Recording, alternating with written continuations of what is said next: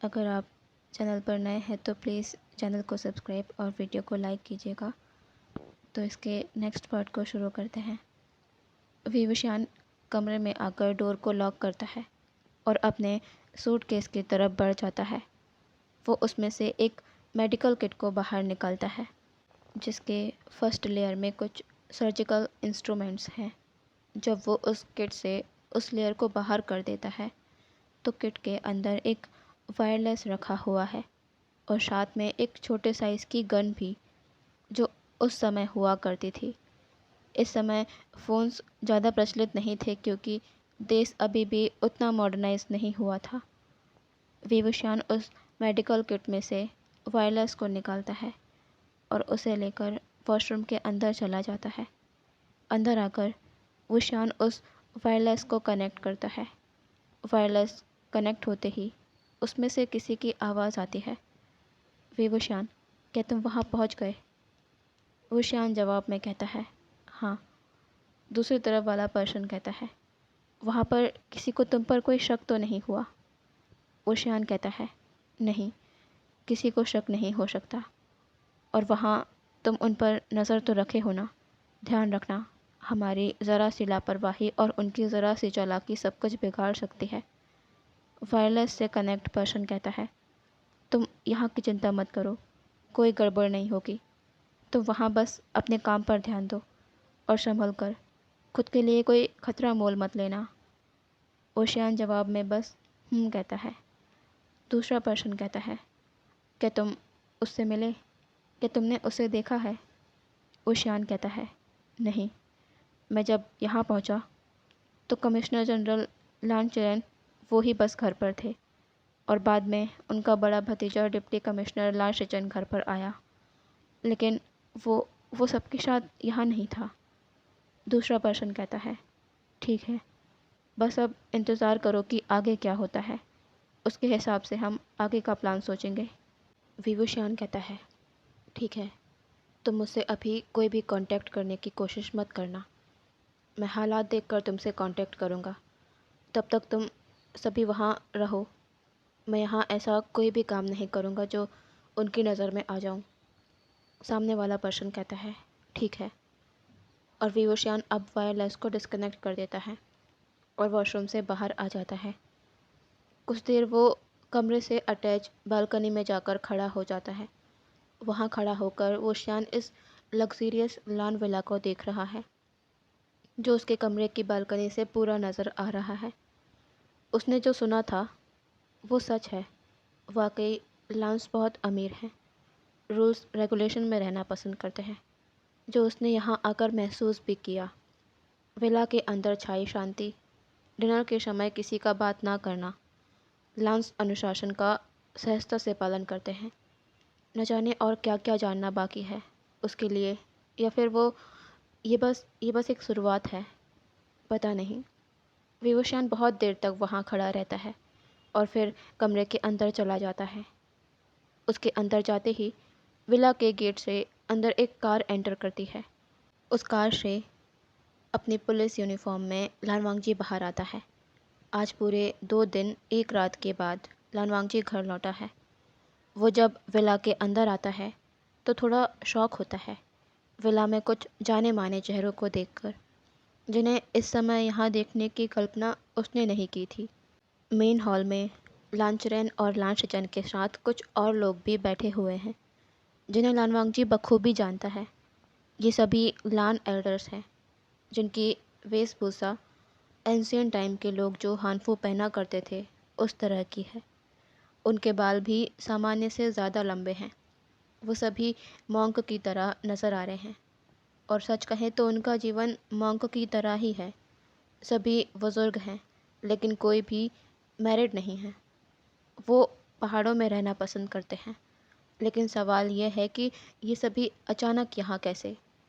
क्या अंकल कुछ करवा रहे हैं जो उन्होंने इन एल्डर्स को यहाँ बुलाया है, या फिर कोई और काम हो सकता है, पता नहीं। लानवांगजी वहाँ आकर 90 डिग्री झुककर सभी एल्डर्स को ग्रीट करता है। सबके चेहरे पर लानवांगजी को देखकर एक मुस्कान आ गई थी, जिसे लानवांगजी समझ नहीं पाया कि आखिर बात क्या है। ये सभी उसे इस तरह इस तरह देखकर स्माइल क्यों कर रहे हैं? उनमें से एक एल्डर जो सबसे ज़्यादा बुजुर्ग हैं, वो अपनी जगह से खड़े होकर लानवांग जी के पास आते हैं और एक अलग ही स्माइल के साथ अपनी दाढ़ी पर हाथ फेराते हुए लानवांग जी को देखने लगते हैं। वो अब लान चिरन की तरफ पलट कहते हैं, चिरन, अभी हमें जाना होगा। एक दिन बाद हम सब आएंगे। सारी तैयारियां कर कर रखना। चलो सभी, हमें पहाड़ों के लिए निकलना है। लानचरन, लामशचैन और लानवांग जी, जो बहुत ही कंफ्यूज्ड है, अभी वो तीनों ही एल्डर्स को रिस्पेक्टफुली ग्रीट करते हैं और एक एक करके सारे एल्डर्स वहाँ से चले जाते हैं। सबके जाने के बाद लानवांग जी कंफ्यूजिंग फेस से अपने अंकल और भाई को देखता है। वो अपने अंदर के सवाल को और नहीं रोक पाता। वो कहता है, अंकल, ये सभी एल्डर्स यहाँ अचानक कैसे? और उनके कहने का क्या मतलब था? वो सभी मुझे इस तरह क्यों देख रहे थे? क्या हुआ है अंकल? लांचरैन कहते हैं, वांग जी, यहाँ आकर बैठो। मैं तुम्हें सब बताता हूँ कि क्या हुआ है और वो सभी तुम्हें इस तरह क्यों देख रहे थे।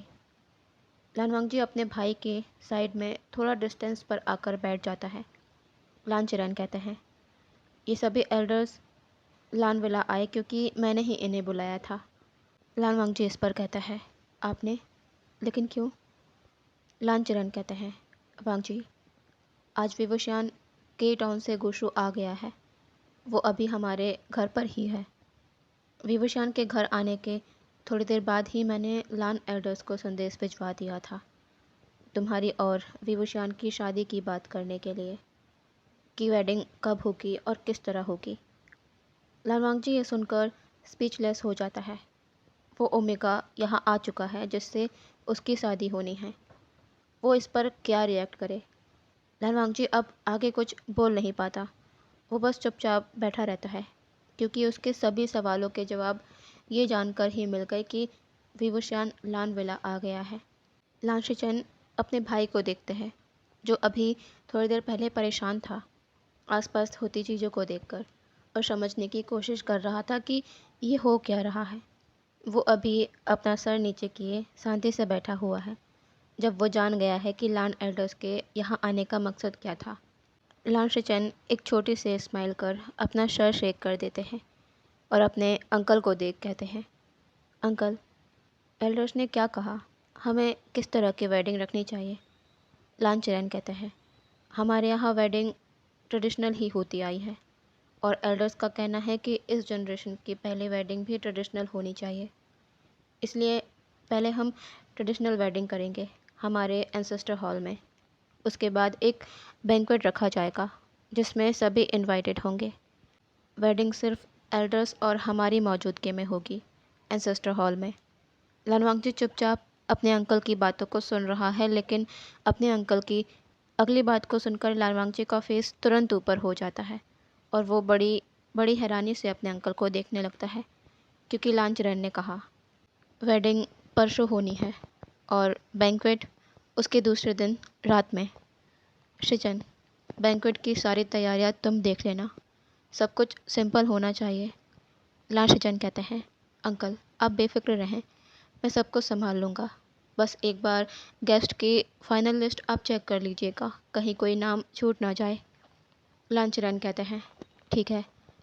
अब जाकर लांचरन का ध्यान लानवांग जी पर जाता है, जो हैरान नज़रों से उन्हें देख रहा है। लांचरन कहते हैं, वांग जी, क्या हुआ? क्या कोई परेशानी है? लानवांग जी कहना तो चाहता था कि परसों वेडिंग, इतनी जल्दी क्यों? लेकिन पता नहीं क्यों वो ये अपने अंकल से कह ही नहीं पाता। वो अपना सर ना में शेक कर देता है और कहता है, कुछ नहीं अंकल। लांचरन कहते हैं, ठीक है। वांग जी, तुम्हारे और बेवशान के वेडिंग ड्रेस कल यहाँ पहुँच जाएंगे। बैंक्वेट में तुम क्या पहनना चाहते हो वो तुम डिसाइड कर लेना।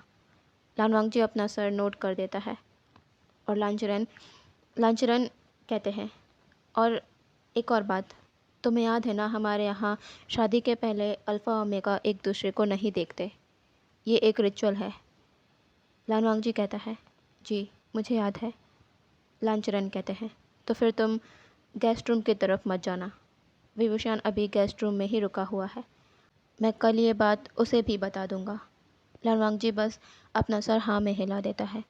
लान चिरन कहते हैं, ठीक है, अब तुम दोनों भी अपने अपने कमरे में जाओ, कल बहुत से काम करने हैं।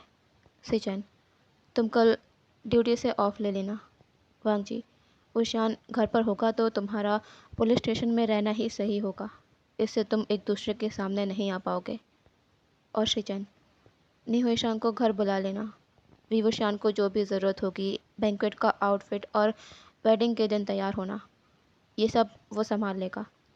लान शिचन कहते हैं, अंकल अब ज़्यादा परेशान मत होइए, मैंने सब कुछ पहले ही कर दिया है। कल निहुशान यहाँ आ जाएगा, विवुशान को कोई प्रॉब्लम नहीं होगी।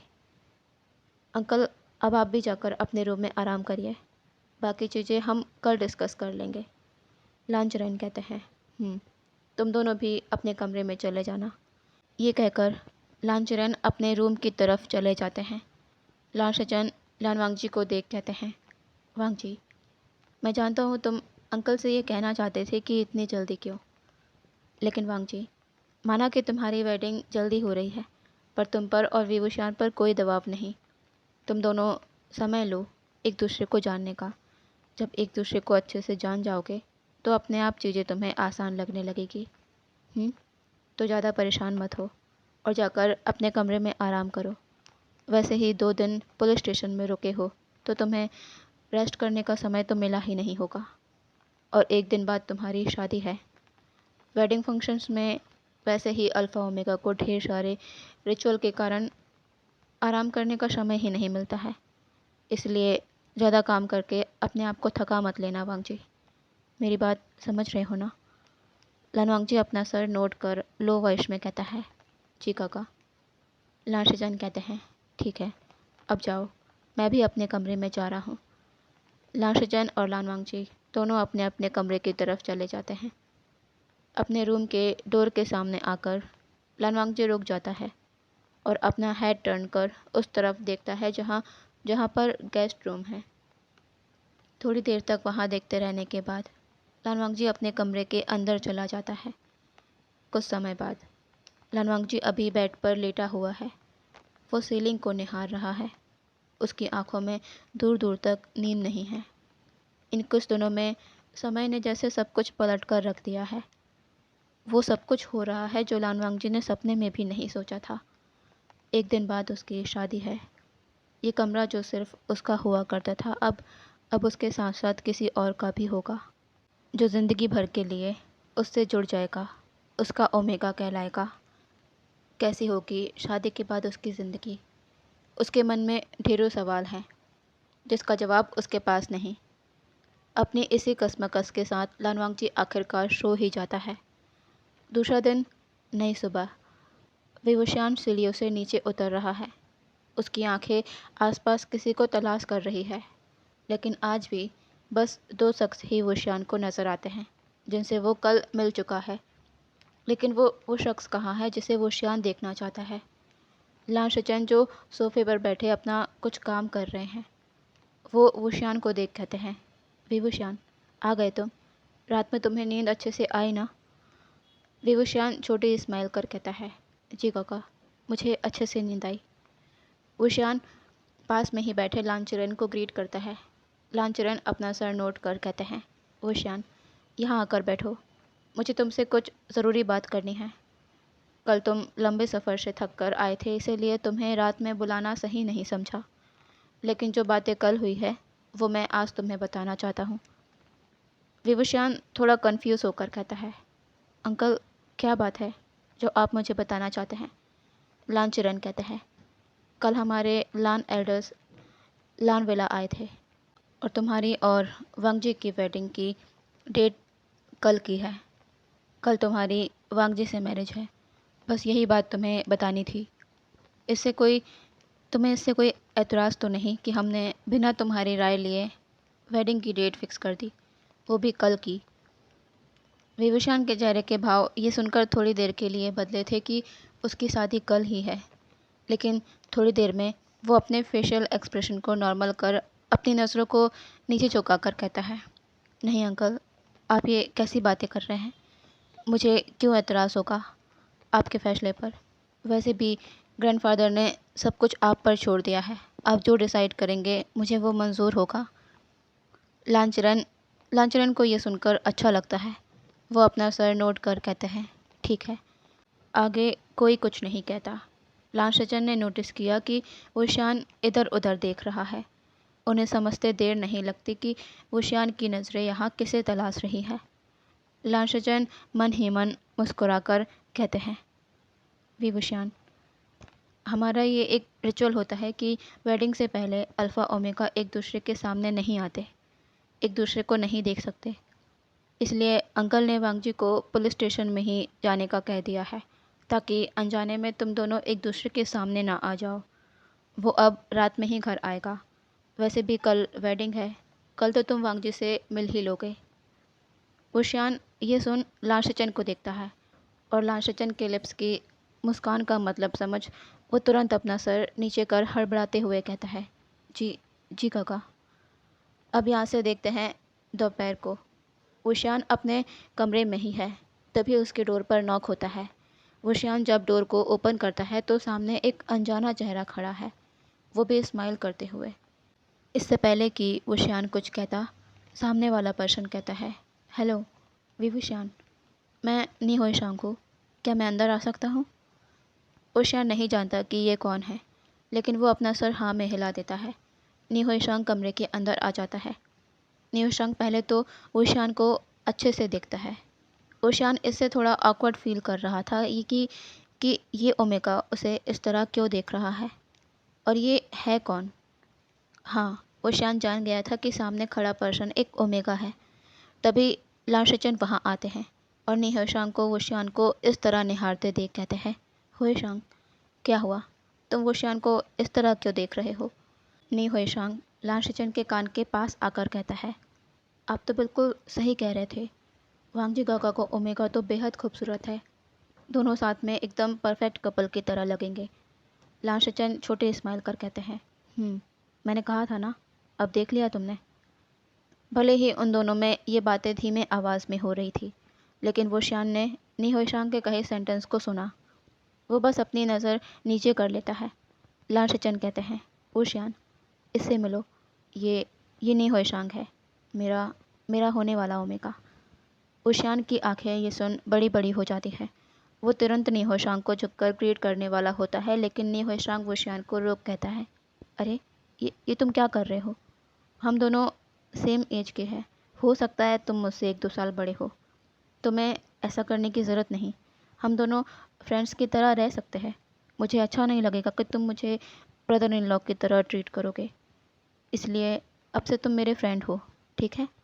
तुम मुझे नी होइशांग कहोगे, मैं तुम्हें वी वुशान। समझ गए ना? वुशान छोटी सी स्माइल कर कहता है, ठीक है नी होइशांग। नी होइशांग कहता है, हाँ अब सही है। श्री चैन, अब आप जाइए और उन सबको अंदर भेज दीजिएगा, हमारे पास समय नहीं है। लाल श्रीचंद कहते हैं, ठीक है मैं जा रहा हूँ, शाम को तुम्हें घर छोड़ दूँगा। नी होइशांग कहता है, ओके। लाल श्रीचंद वहाँ से चले जाते हैं। ऊशियान को समझ नहीं आया कि नी होइशांग ने किन लोगों को अंदर भेजने का कहा। ऊशियान इससे ज़्यादा कुछ सोचता। नी होइशांग उससे पहले ही उसका हाथ पकड़ ऊशियान को लेकर कमरे के बीच में आ जाता है और कुछ लोग अपने हाथ में कुछ सामान के साथ अंदर आते हैं। ऊशियान इन सबको देख कहता है, ये सब क्या है? नी होइशांग कहता है, ये तुम्हारी वेडिंग ड्रेस है जो आज ही यहाँ पहुँची है। ये कहकर नी होइशांग सामने खड़े इंसान के हाथ में उस बड़े से थाल से लाल कपड़े को हटा देता है। ऊशियान ने देखा उसमें रेड कलर की ट्रेडिशनल वेडिंग ड्रेस है। नी होइशांग कहता है, कल वेडिंग के समय तुम्हें ये हानफू पहनने होंगे, और इन सभी आउटफिट्स को देखो और बताओ कि इनमें से तुम्हें कौन सा पसंद आ रहा है जो तुम बैंक्वेट की रात पहनना चाहते हो। ऊशियान सामने खड़े ओमेगास को देखता है जिनके हाथों में 2-2 आउटफिट्स हैं। सभी एक्सपेंसिव लग रहे हैं और उनकी खूबसूरती का तो क्या ही कहना। ऊशियान की आंखें तो हर शूट पर जाकर रुक रही है। नी होइशांग कहता है, ऊशियान बताओ तुम्हें इनमें से कौन कौन से आउटफिट पसंद आ रहे हैं। ऊशियान कहता है, मुझे मुझे समझ नहीं आ रहा, सभी खूबसूरत हैं, मैं किसी एक को कैसे चूज़ करूँ। नी होइशांग कहता है, ये सभी आउटफिट्स तुम्हारे लिए ही हैं, लेकिन बैंक्वेट के लिए तुम्हें कोई एक तो सिलेक्ट करना ही होगा। तो चलो बताओ, सबसे ज़्यादा अट्रैक्टिव तुम्हें कौन सा लग रहा है? ऊशियान फिर एक बार एक एक करके सभी आउटफिट्स को देखता है और उसकी नज़र एक पर जाकर रुक जाती है। नी होशांग उसकी नज़रों को फॉलो करता है कि ऊशियान किस आउटफिट को देख रहा है। वो उसके पास जाकर कहता है, ऊशियान, क्या तुम्हें ये रेड एंड ब्लैक कॉम्बिनेशन का आउटफिट पसंद आ रहा है? ऊशियान कहता है, ये ये अच्छा लग रहा है। नी होशांग कहता है, तो फिर ठीक है, हम इसे ही सिलेक्ट करते हैं। ये तुम पर बहुत ही प्यारा लगेगा। ऊशियान स्माइल के साथ अपना सर नोट कर देता है। अब यहाँ से देखते हैं दूसरे दिन। शाम धीरे धीरे ढल रही है। आज वुशियान और लान वांगजी की वेडिंग है। शीन देखते हैं वुशियान के रूम का। वुशियान अभी ड्रेसिंग के सामने बैठा हुआ है। उसकी नज़रें झुकी हुई है। वो रेड वेडिंग हानफू पहने हुए है। नी होशांग कहता है, डन, हो गया। ये कहकर नी होशांग वुशियान को देखता है और कहता है, ओफो, अब तो अपनी नज़रें ऊपर करके खुद को मिरर में कितने ब्यूटीफुल लग रहे हो तुम। ऊशियान धीरे से अपनी नज़र ऊपर करता है और ख़ुद को देखता है। नी होशांग ऊशियान को टीज़ कर कहता है, तुम तो अभी से सर मारे हो। हालत ख़राब तो वांगजी गागक की होगी जब वो पहली बार तुम्हें देखेंगे। कहीं ऐसा ना हो कि वांगजी गागक की पहली रात तुम्हें निहारते नहारते ही बीत जाए। तुम इतनी खूबसूरत जो लग रहे हो आज। ऊशियान अपनी नज़र नीचे कर लेता है। नी होशांग कहता है, ठीक है, मैं तुम्हें और टीज़ नहीं करता। चलो अब बारी है वेल की। ऊशियान एक ओमेगा है तो उसके बाल थोड़े लंबे हैं, जिसका नी होशांग ने एक पोनीटेल बनाया और वेल को ऊशियान के सर पर अच्छे से सेट कर दिया। ऊशियान का चेहरा वेल के पीछे ढक चुका था। नी होशांग कहता है, ऊशियान, क्या अब हम चलें? सभी हमारा नीचे इंतज़ार कर रहे होंगे। ऊशियान धीरे से अपना सर हाँ में हिला देता है। नी होशांग ऊशियान को अपनी मदद से अच्छे से खड़ा करता है और उसे लेकर कमरे से बाहर जाने लगता है।